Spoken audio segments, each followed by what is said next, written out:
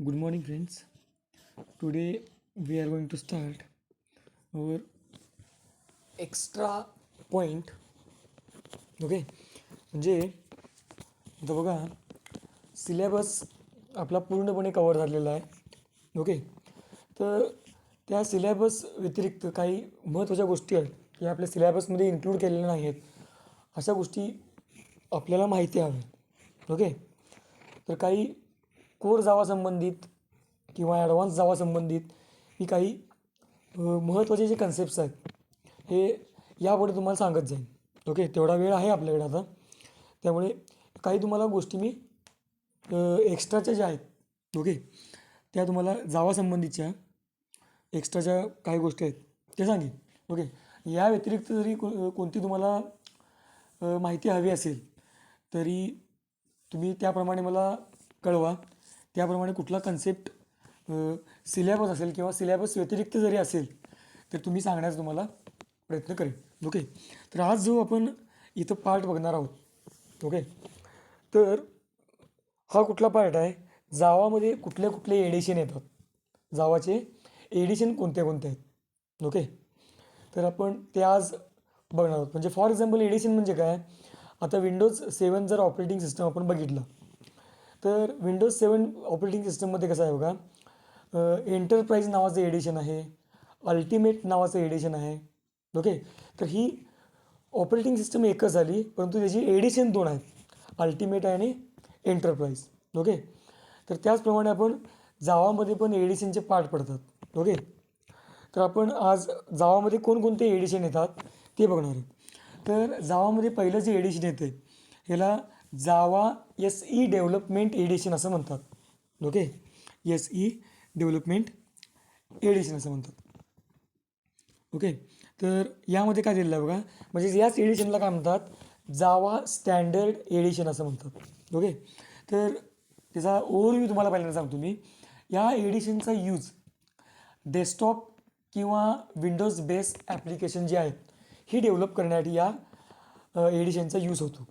Okay, तर आता तुम्ही म्हणाल डेस्कटॉप आणि विंडोज बेस ॲप्लिकेशन म्हणजे कुठली, तर डॉटनेटमध्ये तुम्हाला कदाचित कुंभार सरांनी सांगितलं असेल पार्ट. डॉटनेटमध्ये आपण 3 प्रकारचे ॲप्लिकेशन डेव्हलप करू शकतो. ॲक्च्युली 4 प्रकारचे ॲप्लिकेशन. पहिलं जे ॲप्लिकेशन आहे हे कन्सोल ॲप्लिकेशन आहे, सेकंड जे आहे हे विंडोज ॲप्लिकेशन आहे, थर्ड ॲप्लिकेशन जे आहे हे वेब ॲप्लिकेशन आहे आणि फोर्थ वन जे ॲप्लिकेशन आहे हे कोणतं ॲप्लिकेशन आहे, मोबाईल ॲप्लिकेशन. म्हणजे असे 4 प्रकारचे ॲप्लिकेशन आपण डॉटनेटमधून डेव्हलप करू शकतो. त्याचप्रमाणे जावामध्ये देखील आपण याच प्रकारचे ॲप्लिकेशन डेव्हलप करू शकतो. तर त्यामध्ये सेकंड एडिशन जे घेतलेलं आहे म्हणजे SE एडिशन स्टँडर्ड एडिशन, तर या एडिशनचा यूज करून काय करणार, फक्त विंडोज किंवा त्याच ॲप्लिकेशनलाच डेस्कटॉप बेस्ड ॲप्लिकेशन असं म्हणतात, ही अशी जर ॲप्लिकेशन आपल्याला डेव्हलप करायची असेल तर आपण सेकंड स्टँडर्ड एडिशन जे आहे तर त्याचा आपण इथं यूज करू शकतो. आता इथं काय म्हटलं आहे, जावा SE is computing based platform and used for developing desktop or Windows based application.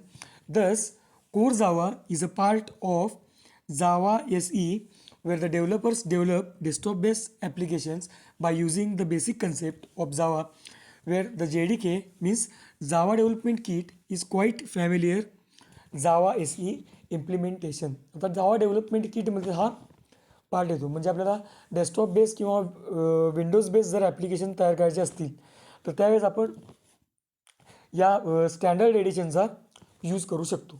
Okay, आणि हा बेसिक जो पार्ट आहे हा सगळा पार्ट कुठल्या लँग्वेजमध्ये येतो, कोर जावामध्ये येतो. ॲडव्हान्स जो पार्ट आहे हा कशामध्ये येतो, ॲडव्हान्स जावामध्ये पुढच्या सेमिस्टरला तुम्हाला तो पार्ट आहे. पुढचं एडिशनचा जो पार्ट दिलेला आहे हा कुठला दिलेला आहे, जावा EE म्हणजेच काय, जावा एंटरप्राइज एडिशन. ओके, पहिलं जे बघितलं आपण हे स्टँडर्ड एडिशन बघितलं, आता जे एडिशन आहे हे कोणतं आहे, जावा एंटरप्राइज एडिशन. तर यामध्ये काय होतं बघा, it is also known as Java two platform, यालाच जावा टू प्लॅटफॉर्म असं देखील म्हटलं जातं, और J2EE एंटरप्राइज एडिशन म्हणजे जावा टू एंटरप्राइज एडिशन.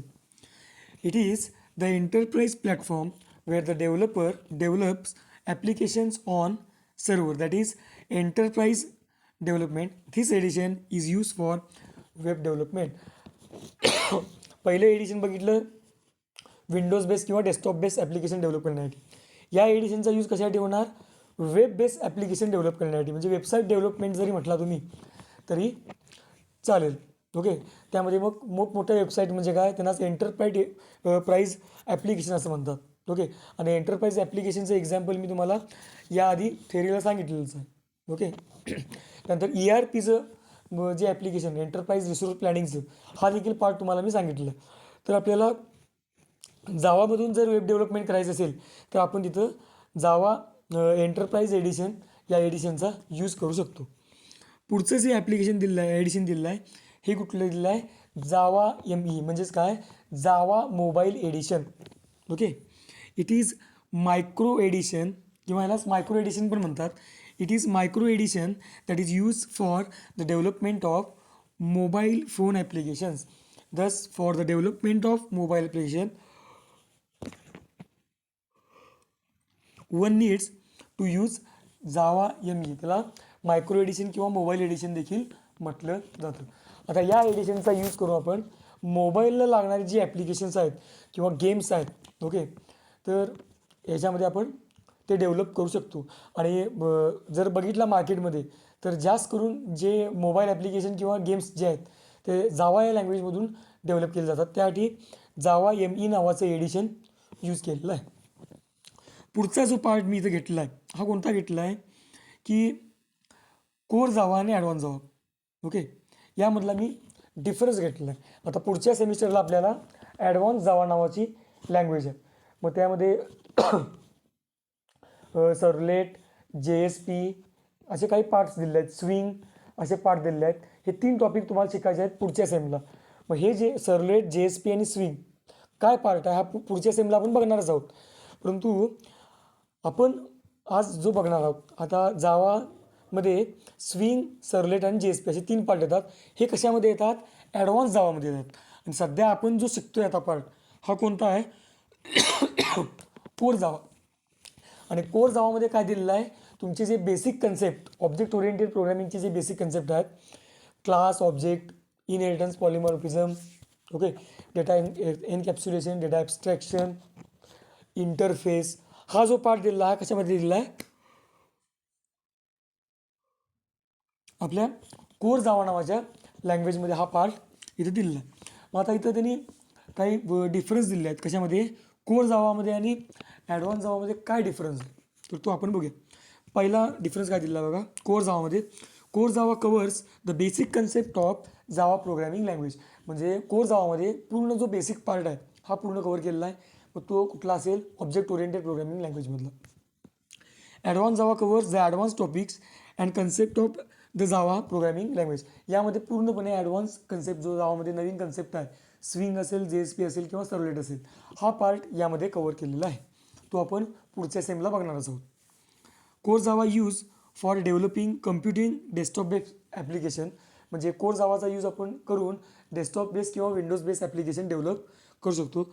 त्याचमध्ये ॲडव्हान्स जावामध्ये काय होतं आहे? Advance Java is use for developing enterprise application. म्हणजे त्याच्यापेक्षा जो पुढचा पार्ट दिला आहे एंटरप्राइज ॲप्लिकेशनचा, जो ॲडव्हान्स पार्ट दिलेला आहे, तो ॲडव्हान्स पार्ट आपण ॲडव्हान्स जावामध्ये डेव्हलप करू शकतो. वेब ॲप्लिकेशन देखील डेव्हलप करू शकतो आणि मोबाईल ॲप्लिकेशन देखील आपण यामध्ये डेव्हलप करू शकतो. कशामध्ये?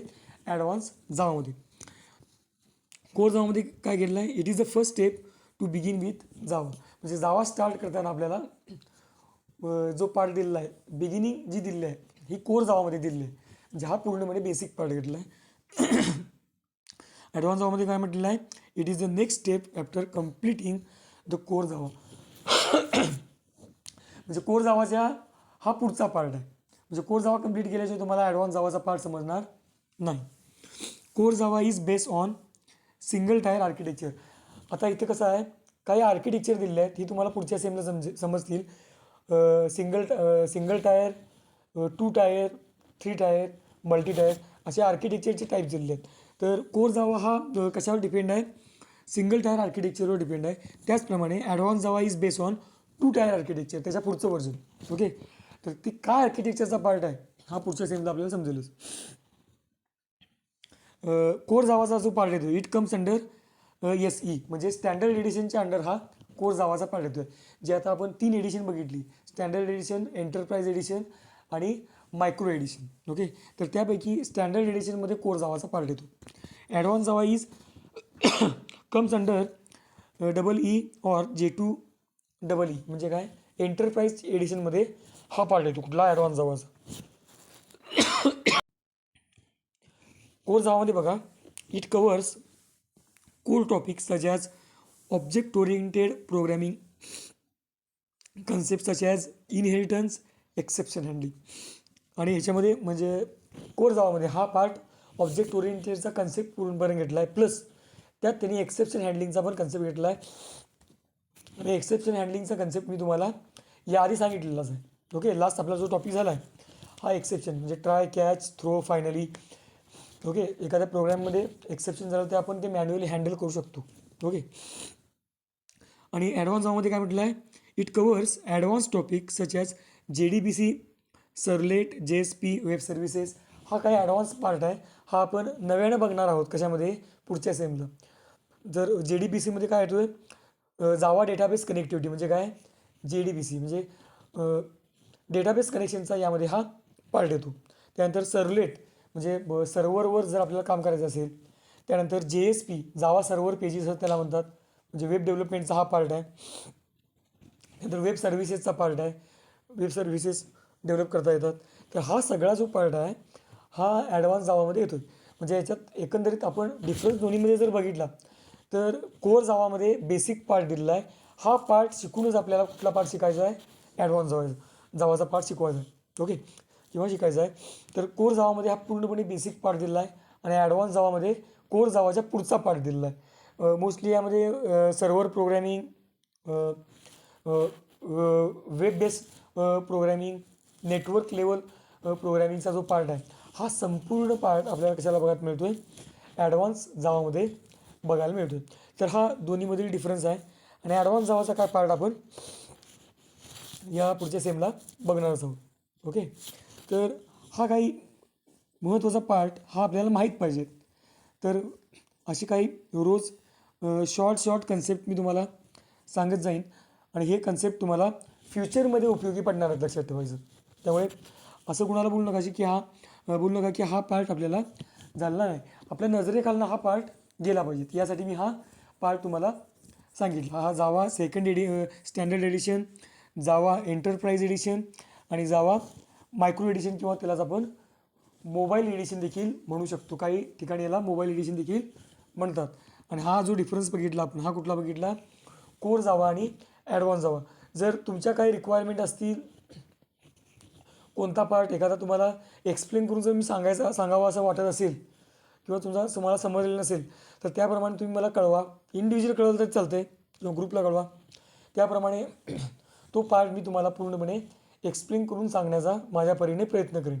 ओके, काय जर अडचण असेल तर कॉल करा, कुठला पार्ट समजला नसेल तरी कॉल करा. ओके, कारण की आपला पूर्णपणे सिलेबस कवर झालेला आहे. बऱ्यापैकी आपण प्रोग्रॅम देखील घेतलेले आहेत, त्याच्या पुढचे प्रोग्राम आपण घेऊच. ओके, एक्सेप्शन हँडलिंगचे आपण प्रोग्राम देखील घेऊच. ओके, तर काय अडचण असेल तर मला तुम्ही कॉल करा किंवा ग्रुपला किंवा इंडिव्हिज्युअल कळवलं तरी चालतं. सिलेबस व्यतिरिक्त देखील तुम्ही कन्सेप्ट सांगितला तरी काही अडचण नाही. त्याप्रमाणे आपण तो पार्ट कवर घेऊ. एखादा .NETमधला कन्सेप्ट जरी समजला नसेल तुम्हाला तर .NETमधला कन्सेप्ट देखील आपण बघू. ओके, काय अडचण असेल किंवा आपला IT फील्डमधला आपला एखादा कन्सेप्ट कुठला असेल, काही समजलं नसेल, तो देखील तुम्ही सांगितला तर तो देखील एक्सप्लेन करण्याचा मी प्रयत्न करेन तुम्हाला. ओके, तर काही वेबसाईट तुम्हाला मी सजेस्ट केलेल्या आहेतच. त्यामुळे काही वेबसाईट आहेत त्याची नावं मी एका टेक्स्ट फाईलमध्ये सेव्ह करून ठेवलेली आहेत, ती देखील मी तुम्हाला सेंड करेन. त्या वेबसाईट जर तुम्ही रेफर केला तर एकदम कन्सेप्ट तुमचा कोणताही कन्सेप्ट जरी असेल तर एकदम सिम्पल लँग्वेजमध्ये कन्सेप्ट दिलेले आहेत, तो देखील तुमचा क्लिअर होईल. ओके, त्या वेबसाईटला काही अशा महत्त्वाच्या वेबसाईटचा मी